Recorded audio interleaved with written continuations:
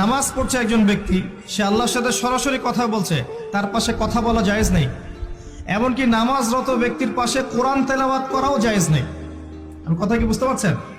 একজন ব্যক্তি নামাজে দাঁড়িয়েছে, আল্লাহর সাথে কথা বলছে, পাশে আপনি কোরআন তেলাওয়াত করতে পারবেন না জোরে জোরে। মনে মনে করতে হবে, করতে চাইলে মনে মনে করতে হবে। অনেক সময় মসজিদের ভিতরে দেখবেন নামাজ পড়া হচ্ছে, শোরগোল করছে। নবী সাল্লাল্লাহু আলাইহি ওয়াসাল্লাম বলেছিলেন, আখিরুজ জামানে, তিরমিজিতে আছে হাদিসটা, আখিরুজ জামানে ইসলামের নামটুকু থাকবে, ইসলামের প্রকৃত বিষয়গুলো থাকবে না।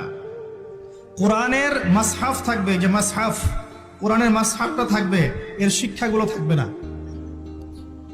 মসজিদগুলো হবে চাকচিক্যময়, কিন্তু মসজিদ হবে হেদায়েত শূন্য। আর চতুর্থ লাইনটা আরো ভয়ঙ্কর।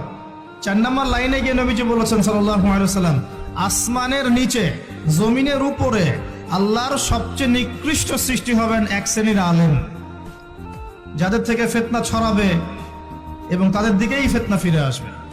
তিরমিজির মধ্যে হাদিসটা আছে, যে কোনো আলেমকে জিজ্ঞাসা করেন এটা কোন শ্রেণীর আলেম, এটা বোঝার জন্য আপনার পিএইচডি করার দরকার নাই। যারা দিনকে দুনিয়ার বিনিময়ে বিক্রি করেছে তারাই সেই শ্রেণীর আলেম। যারা সত্য কথা বলতে ভয় পেয়েছে তারাই সেই শ্রেণীর আলেম। যারা সত্যকে মিথ্যার সাথে মিশ্রিত করেছে তারাই সেই শ্রেণীর আলেম। এবং যারা ইসলামের